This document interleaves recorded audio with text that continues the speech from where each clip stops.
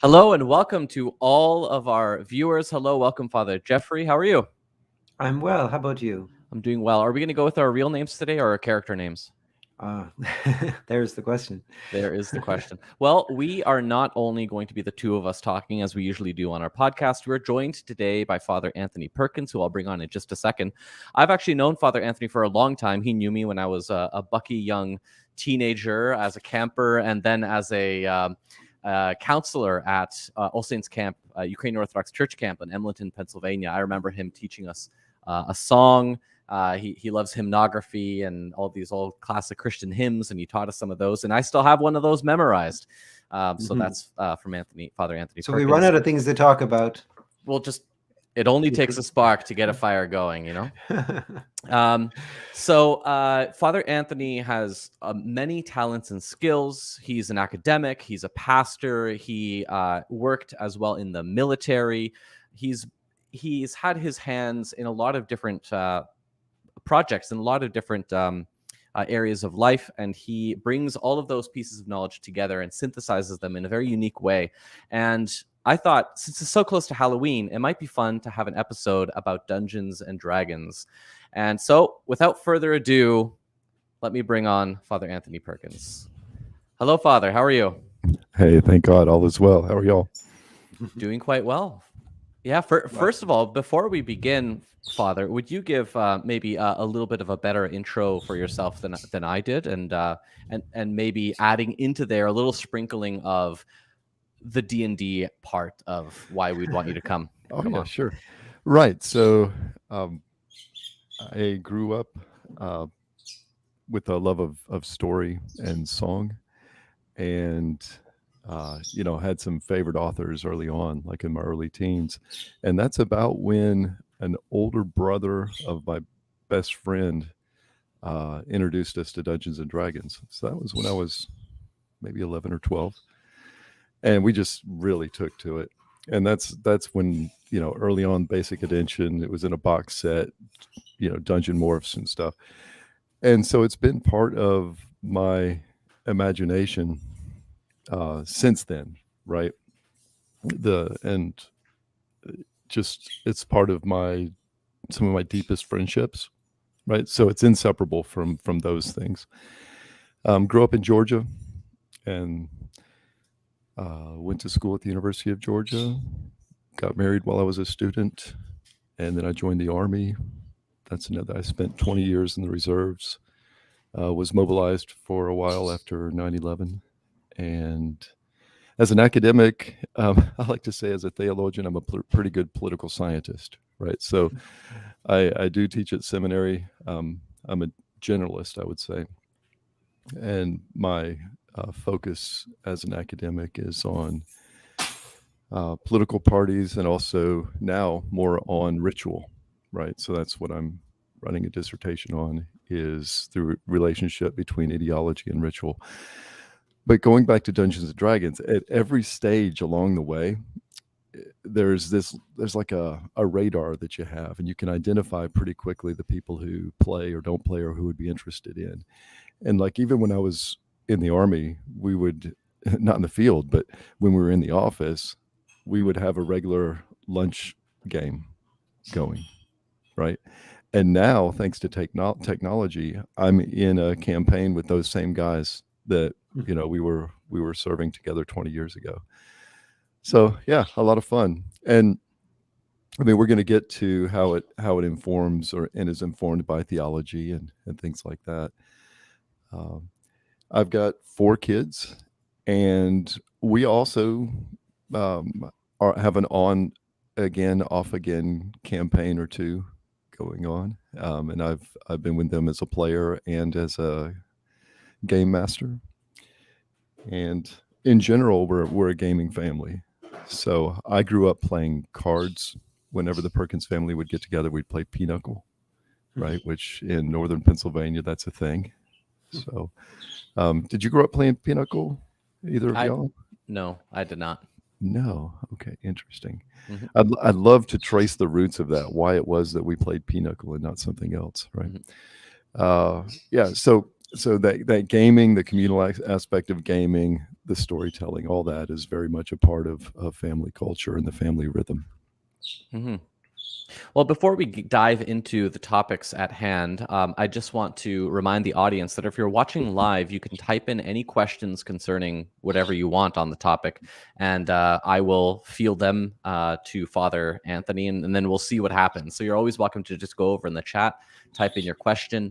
And also a reminder that what you're watching now is the first half. So this is the public half. If you want the private half, you can become a patron, but more on that later.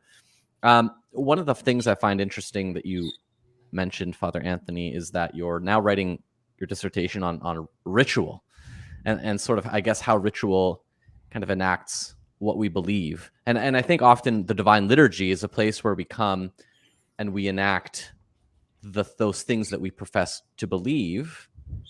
But actually, Dungeons and Dragons seems to be a place where you're not necessarily acting out what you believe. You're maybe experimenting or things like that. But I mean, before we just dive into that, do you want to maybe describe what it might be like if somebody joined a game, like sitting around a table? Like, what's going on there? Yeah, so there are different levels, just like there are when you show up at church, right? There are things that you notice that are maybe the superficial aspects of it, right? And that would be at the beginning of the campaign, there's a creation of characters, so there would be talk amongst the different players about what sorts of character they wanted to play, right? And ideally, you have some kind of a mix that complements each other, right? So a mix of brawn and magic and healing. So clerics and magic users and fighters, for example, and a good sneak. If you have a big enough party, it's good to have a sneak in there as well, a burglar. And so you'd see that, right? And then along with that, there would be the rolling of some dice. These are our chance. This is how we do probability in the game. And what would be going on there is that the characters would develop. So the players have these characters like an avatar that they're going to play. And depending on the game system, you have different limitations, but in general, you are fleshing out that character, how strong they are, how smart they are, how wise they are, how dexterous or agile they are, how resilient they are, and then how charismatic they are. And that combination affects how you interact with the game, both in terms of the mechanics. So a strong character might do more damage if they were swinging something against a monster than someone who was weaker. And so it affects the mechanics, but it also affects the personality, right? And then along with that, depending on the game system, you also pick whether you want to be an elf or you want to be, whatever other construct is available.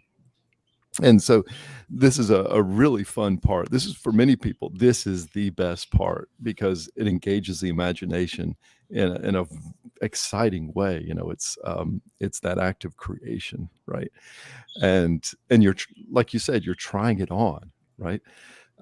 And you may have an idea of what that character is going to be, and you may be amalgam of different characters that you've read or seen in movies, right? But then it ends up becoming its own thing over time as it relates to other characters in the situations that are put. So at the early stages, that's what it looks like, right? It's the creation of these characters that you're going to play. Then once you begin, you have someone who is the game master. And in Dungeons and Dragons, we typically call them the dungeon master. And they will have created a world, whether they bought it or, came up with it on their own, or they combined different stories they liked, and a general idea of what sort of things the characters are going to face, right? And you can buy these prepackaged, or you can make them up on the fly or whatever. But in general, that person is the one who is responsible for acting out all of the non-player characters, whether they're monsters, whether they're tavern keepers, whatever it is. They go into that role and interact with the players in their role, right? Mhm. So that's, this isn't, you were talking about live action role playing earlier. This isn't that. We're not dressed up, we're not swinging foam swords or anything like that. But the closest we get to that is that we actually say the words that we're going to say. And you tend not to. You tend to say things like, well, I'm gonna ask the tavern master if they have any information about the orcs in the valley. And a good DM will say, no, you will use words. Use your words. Right? Yeah. And so that's what you'd see. You'd see this conversation. And another very big part of the game is the side talk and the inside jokes that develop. So every gaming group develops its own sort of culture with its own sort of inside jokes. And some of it overlaps by everywhere. Like I bet you every group jokes about looks like meat's back on the menu, right? And these other things, these popular things from popular movies. Yeah. So the theme for today is Dungeons and Dragons and the Divine Liturgy. So I guess one place to start is, what do you see maybe a game of Dungeons and Dragons? So both these things are sort of enacting narratives, right? We go to the Divine Liturgy and we enact the story of God and our participation in that story. And Dungeons and Dragons is sort of, it's discovering a narrative and living in that story. What do you see as being related in those two settings? And what do you see as being different? So what's related and what's different? Right. Okay. So at the superficial level, everything's different, right? There, you are not in sacred space. You're typically around a table, or sometimes you'll be playing over the internet, right? So that's very different, right? And you'll have food out. So I guess that's different and the same, right? I've rarely seen a group play for long without having, their favorite snacks. You need the food. Right. And in liturgy, there's no side talk. So there are a lot of differences. Depends what church you go to, I guess. Oh, yeah. Have you been behind the icon screen, Father? Oh yeah, awesome. So at the superficial level, there are a few similarities, right? Like they're all people, and clearly there are rituals involved, right? So the rituals are different and they have different purposes. Okay, but you can tell that there's some behavior that's stylized, right? Which is something that we have in certainly in our liturgy, and we don't really have icons, but oftentimes we'll have these little miniatures. So this is representation of the bard that I'm playing in a campaign right now, right? So he's got his guitar and he's doing some magic with one hand. Looks exactly like you, Father. It does. Look at that. Except he has hair. So it's what I see in the mirror, but maybe not what other people see. Right. Yeah. So, but at a deeper level, let me describe some of the real things that are similar. One is that there is community involved, right? There is this connection, because both are speaking to this ontological reality of connection. And in the Divine Liturgy, that's the highest level. That is the perfect way to do it, to get that horizontal and the vertical union. But it's also true among gaming. There has to be, a shared communication, a shared narrative, right? And in a game, it's more tactical, right? We need to communicate well, and we need to complement one another That's with an E, I think, instead of with an I. And so I need to listen and know you so that we can better serve the needs of the party together. And that is done writ large in the Divine Liturgy, right? That is how we learn really how to do that well, and how we do it well is as we participate in the Divine Liturgy. There's more give and take in a gaming session, right? So it's more active in terms of engaging each other in conversation, unless I guess here in some places and sometimes. And another thing is that the words aren't set, right? So the liturgy, one of the things I love about the liturgy is that it's the perfect words from start to end, except in the middle where some knucklehead in my parish gets up and gives a homily, right? That's the only time where it might go sideways. But the rest of it, you're like, yeah, this is perfect. That is not the case in a gaming session. So, I mean, there's a trope of it, right? Where the game master spends all this time researching and developing all these aspects, and just completely, the characters do something completely unexpected that just makes that all go out the window, right?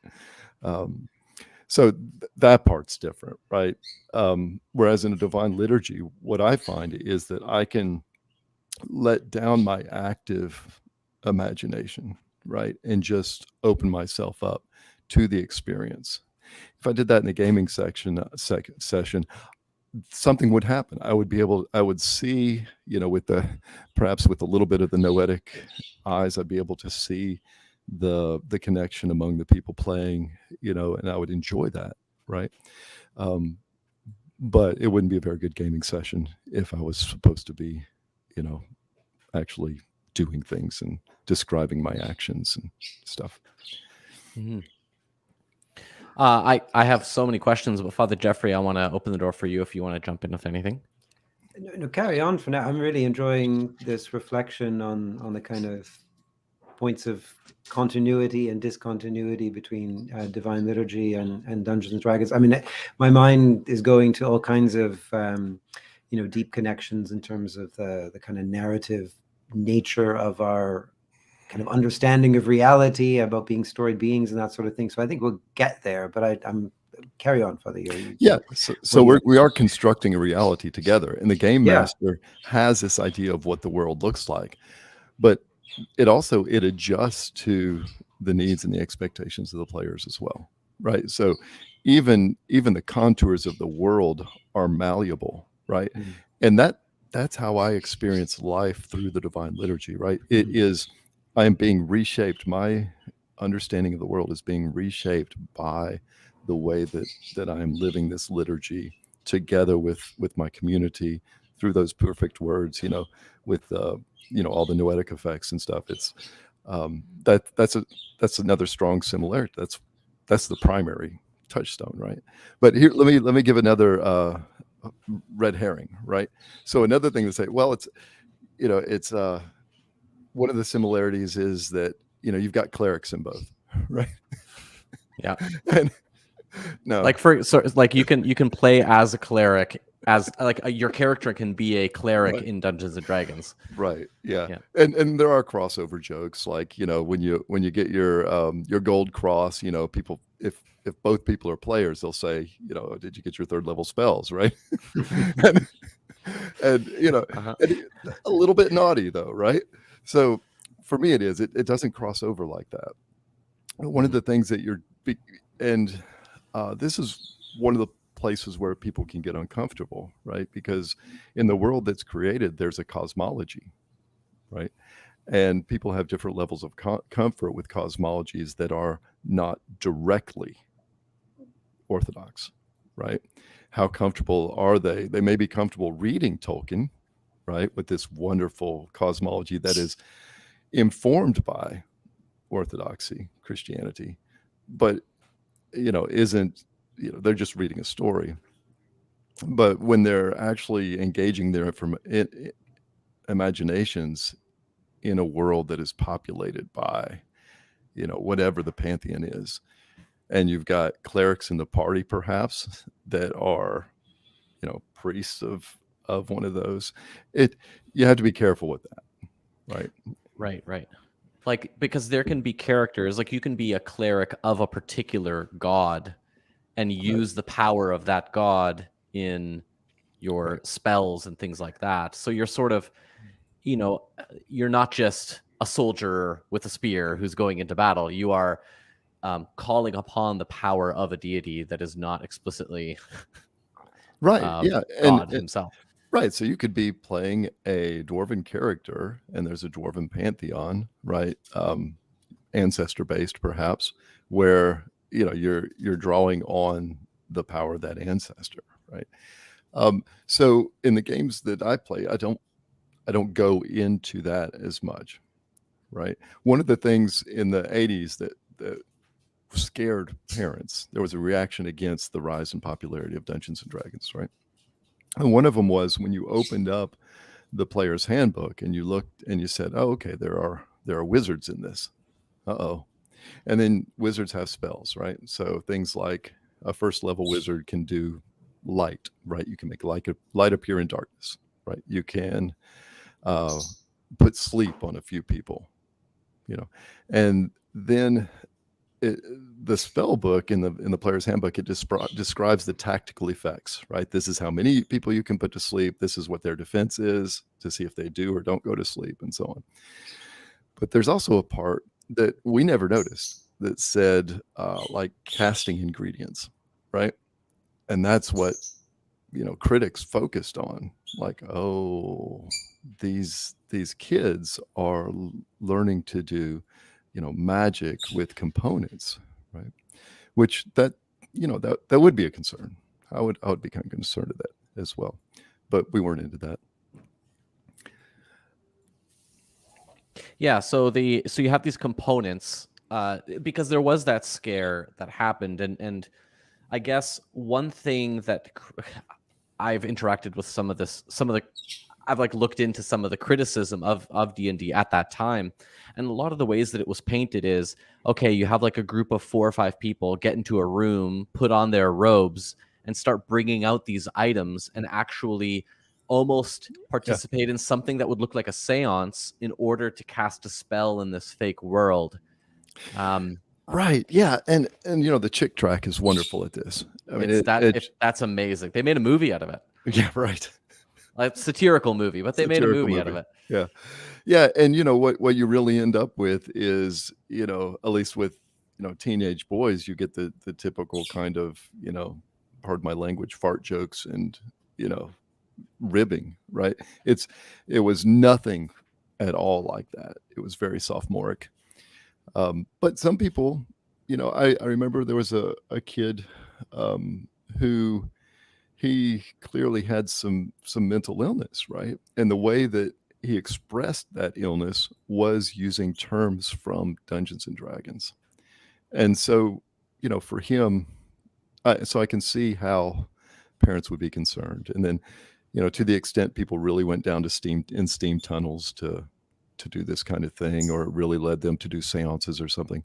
I don't know why it would. There's nothing about seances in Dungeons and Dragons, right? I mean, it really is a tactical game. You see 5 orcs coming down the road 200 yards away. What do you do? Right? It's, so it's not about worshiping false gods or coming up with, components for spells. It's really about what kinds of actions are going to best allow us to overcome this given tactical situation. So that being said, say you're in that party and the dungeon master is narrating that there are these orcs that are, coming down the hill at you, and he opens the window. What do you do? Mm-hmm. So, and you might be a wizard who decides, well, I'm going to cast a spell. And then the dungeon master says, use your words. And you have to enact casting a spell. Right. So then, we didn't take it that far, but yeah, you'd say, okay, I raise my right arm and I I cast magic missile, Mhm. and because magic missile, that's the magic user spell. It doesn't do much damage, but it always hits, and it's available to beginning mages. So that's the one, magic missile. And then there's also violence, right? Yeah, which is also, does that go against our morality, our ethics? Because if you're fighting orcs, it was rare when you would try to figure out if the orcs were good or evil, because at least early on there was the assumption that monsters were evil. Right now it's more subtle because our culture is more subtle. Right, so now you're always trying to figure out, okay, this dragon could actually be a potential ally, or this orc could just be misunderstood. So it changes the gameplay, right? Depending on who you're playing with. Now there are still some players who, for them, orcs are always evil, and that can be built into their character, their character's personality. To bring it back to ritual, so in those criticisms of D&D, one thing that I think would give people the heebie-jeebies would be imagining that there are very strong ritual aspects to what's going on at the table. Has that been your experience, and is that normal for D&D, that there's these sort of formalized rituals? Yeah, so the rituals at a D&D table are rolling the dice. That's the main ritual, right? And it's you just and then you throw it on the table, right? So that's what I meant by ritual there. You're not doing any other weird things. There are no cards involved. You're not tarot reading or anything like that. It really is just dice, and the dice are based on probabilities. That's all you're using the dice for, is because there's a certain probability based on your ability level and the armor class, the thing you're fighting. There's a probability that you're going to hit, and what kind of damage that would do. So that's the ritual, the physical ritual. The rest of it is conversational rituals, right? And in there, just as if you are an astute observer of the liturgy, you can learn orthodoxy's ecclesiology just by watching it, right? You can figure out, the different roles and so on. And that's true of a game as well. So that is ritualized, right? So you're going to have a party leader, and they just kind of arise, right? Who's going to be the party leader? And what the sneak in the party, the burglar in the party is going to have another role, right? So that's also a part of the ritual. Same for the cleric, same for the mage. And they all take a part, and those are kind of stylized, right? Just like my role as a priest in the liturgy, it's stylized. It's not, I bet you, if you measured the tenor of my voice, I bet you I don't speak the same. I certainly, when I'm liturgizing, I'm not using this voice, right? And even when I'm preaching, I'm not, because I'm trying to project a bit. So all of these are what I mean by little r rituals. So it's not just the big sacramental things. So it's just these habitual ways of doing things, of interacting with others, and with interacting with matter. We do have a question from one of our viewers. Cam Hay asks, I'd be interested in where, or maybe how is better, you draw the line. Sure, D&D is fine. What about different Halloween costumes, Ouija boards, etc.? Is it when you start inviting bad spirits into it? Yeah, Ouija boards are way off limits, just because they're sold by Milton Bradley in the game section. It's a completely different deal. And same goes for tarot cards, and even if you call them angel cards, we don't do divination. That isn't the way that we relate to the noetic realm. That's not the way we relate to unseen spirits, good or bad, right? So I mean, I guess where's the how in that? Because if you're a D&D mage and you are casting spells based on a cosmology, you're basically participating in a spiritual realm that is different than. Isn't that the same as great doing question. a Ouija board or tarot card reading? If Okay, so the answer is it could actually be. I think it rarely is, but always intention and imagination matter. What is it that this person is actually, doing? And I compare it, though, to someone who's writing a story, right? You can write a story that even has bad people in it, right? And what is that going to do? What is the effect of that on your spiritual life? Well, it could be devastating if you're not careful. It really could be. If you write a convincing bad person, that means that you are able to enter into somehow, the mind of that bad person or person who does bad things. And, you see it with method actors. You know this better than I do, right? How it can carry on as they try to get rid of that part. So I think you do have to be careful with that. And one of the things that I do is I watch to see, are the other players, are they able to distinguish between themselves and their character? And there are, books written about where that line has collapsed, right? One of them I remember when I was a teenager was called Hobgoblin. And this D&D player got obsessed with his character, Brian Baru, and couldn't separate the two. So if that's the case, if you have that kind of a strong sympathetic mind, then just play fighters and paladins, right? Why invite that in? And I discourage anyone from playing evil characters or even from playing like chaotic neutral characters will drive the party crazy. But it's no fun having a trickster in your party. If you're a true trickster, right? It just destroys everything. But yeah, it is a concern. And there is a very clear line of things that you can't do. But even on the list of things that you can do, they can be done in an unhealthy way. Right. So you could play D&D in an unhealthy way. You can play Monopoly in an unhealthy way. Right. And I have. Oh yeah. My kids won't play Monopoly with me. But again, back to the example of writing a story, right? It brings similar temptations to that. The difference is that you're telling a story in cooperation with others, right? So there are some checks on it. People will call you on it if you're in a good group, right? If you're getting too serious, you're going to get heckled. So, but I would love to talk to someone who's an actual writer, like Deacon Nicholas Kotar, and find out, how do they deal with the temptations that come with writing an evil character, right? Because he does a Baba Yaga that's really well done. You're like, how did you do that? And he did it because he has a great imagination and he knows folk stories very well.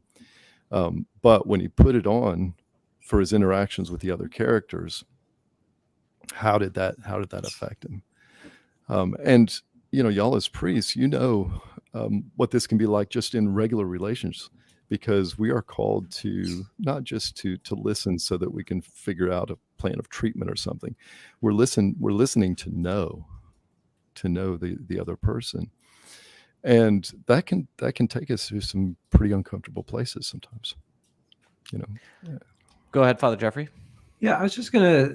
I mean, we've lived through a long cultural time now where stories have been, marginalized, right? I mean, ever since Age of Enlightenment forward, stories are they're at the lower end of human tradition and knowledge and so forth. We privileged kind of discursive, rational, propositional knowledge and so forth. I think we live in a time, and I see this in my own kids, that a lot of people have no real experience of story, of narrative, right? That they get most of their information as data, little bits and pieces here and there. They learn things in school, or they learn things on a job, or they're on the internet, they're acquiring knowledge and everything.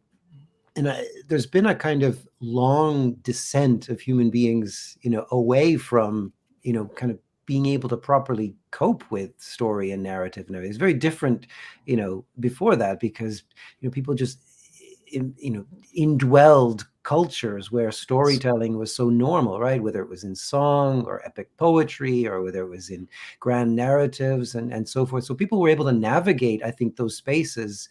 You could listen to epic hero stories or gods and demons and whatever without necessarily somehow slipping into some sort of identification with them, but you knew kind of how to navigate that whole piece. And we also at the time knew actually how the Divine Liturgy worked, actually in the same sort of way. You kind of indwelt God's story, but even the Divine Liturgy, and our experience of that has been, reduced to kind of data, right? And you notice the kind of things that got suppressed over the last couple hundred years tended to be all the narrative elements, where things got truncated or chopped and changed.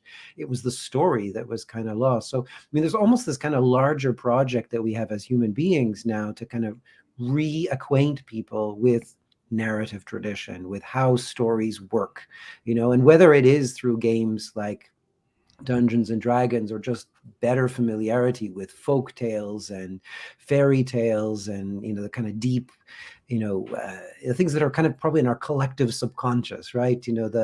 All those kind of deep myths and archetypes and everything. So few people are actually engaging, with those properly, and I suppose it puts people at a particular kind of risk, when a powerful story does come along, that they can be kind of, I don't know, taken away by it, or become unhealthily, connected to it. Whereas, properly speaking, we should have been raising people who knew how to kind of interoperate with stories. So I'm all about encouraging people to get access to more stories, whether you're watching really good dramas on, films or whatever, or whether it's through plays or music, or indeed through kind of gaming traditions and everything. I think it's something we've lost a lot of our humanity somehow by becoming disconnected from this. And hearing Father Anthony talk about, all of these kind of aspects, it's kind of reinforcing that idea, I think, that I've had. But I mean, I don't know what your own, kind of sense of that is, and whether that does connect to some of these kind of psychological issues that people are having. I mean, just generally, all the anxiety that's about today, for me, that's all about people not really knowing the story that they live in. Amen. And being kind of forced to kind of create something of themselves without reference to archetypes and myths and grand narratives like the story of God, for example. Right. Oh, that's so well said. Yeah. Without that, without knowing our story, right? Even as you figure out the details, without knowing your story and how it ends, right? You are face to face with the chaos, right? And that's overwhelming. That's overwhelming. So encouraging people to know their stories. And yeah, our appreciation for and relation to story is different now than it was a generation ago, and much different than it was, a millennia ago. I have no doubt about that. I know that my relationship with stories has changed just in the last 15, 20 years. As I've started to read more online, my ability to stay with the narrative is decreasing, right? Especially with difficult texts like academic texts. I noticed the difference between now and when I first did academia 25 years ago. Very different. And we as a culture, we've lost that as well. And so in addition to the points that you made, I would just say, because we don't have not just a sense, the muscles to understand and react properly to story, we don't have a sense of our own telos, our own part in this story, right? The story, the one that we live in the Divine Liturgy, right? Described so wonderfully in the Anaphora of St. Basil, right? We need to make sure that everyone understands that this is what's going on here. This is the cosmic adventure, right? And this is your role in it, and and empower them to be, to be the hero, to be the character that they were called to be within that story. And you can see a longing. I mean, look at the movies that have been most popular recently. I mean, the Marvel series, right? Just why did it go so crazy? It wasn't just the effects and the nice costumes, right? it had these archetypes, and you can argue about what, underlying agendas and so on like that. But the reason people are attracted to that and the Lord of the Rings movies and things is because of, storytelling. This is, the myths that are involved, the big tropes, the underdog overcoming Captain America is my favorite, right? So the person who never gives in and then has the power to overcome. That's awesome, right? So there's still a longing for it, but you can't go from 0 to 60, in a flash. And I do think that worship is a huge part of giving us that intuition for what's going on, and then also what the story, capital T, capital S, is, and what our part is in it. Now, for me, I to the extent that I resonate with the Divine Liturgy, that resonance is deeper because of the journey that I took to it, and the fact that it has involved going through these great mythologies, Tolkien, Zelazny, these big fantasy writers, because they created these ideas, good versus evil, sacrifice, these things that you see in the Harry Potter series, right? And so when you get to the Divine Liturgy and the story that it is helping us to live in, you have those writ large. You have the absolute type of that, of which the other things are just derivative. And so that's part of what is going on around that gaming table, is we are playing with those derivatives, right? We're shadow puppets aren't nothing, right? They are something, and they also create a longing, and I know people who are disappointed. I have friends like this. They're like, man, if only this stuff was real. Well, for the Christian, you're like, no, I don't want that to be real. This is even better, right? And we just don't have a sense of, the magic, so to speak, the power that God has given to us, his stewards, his imagers on earth. And knowing those fantasy stories helps me understand not only how that magic works, but also how it should be applied, how it can be misapplied, how it can be understood, how it can be misunderstood, right? Because those are common narratives within fantasy literature. So we have about 2.5 minutes left in the public live stream, and I do have one more question from the audience for you, Father Anthony. But before we do that, I just want to let those people who are watching know, and if you're watching later, not live, that me and Father Jeffrey run half of our show publicly, half of it is private. So if you want to join our private community, you can go to patreon.com/enacting the kingdom. Here, I'll put that up on the screen. Patreon.com/enacting the kingdom, and you can support us on a monthly basis. And you will get a whole lot of content. Me and Father Jeffrey release a half-hour episode every single week, in addition to our public show as well. So lots to go. And you'll get the entire backlog of a full year. We've been doing this for over a year now. So that's a lot of fun. Also, Father Anthony, I'm going to continue in the private episode to ask you a bit more about Cam's question about tarot cards and Ouija boards, because I want to push you a little bit on that. So Cam, hold on tight. You'll I'm sure you'll be happy with Father Anthony's answers there. Also, I did do a poll for our patrons to see what they wanted to ask you about in the private podcast. So it looks like ghosts and spirits is one thing that we want to talk about in the private podcast. So again, if you're watching, patreon.com/. Oh, I can't wait. Those are some of my favorite things. Y'all really want to become a Patreon supporter so you can listen to this. Perfect. Okay, here it is. Last question for the public side from Anthony. Would there be anything inherently wrong with reading or watching a story where the protagonist would probably be considered, under normal circumstances, the villain? I think we chatted a little bit about this already, but this goes along with the metaphor that you were using, Father Anthony, about writing the story, right? But yeah, I'll let you take it from there. Yeah, these are...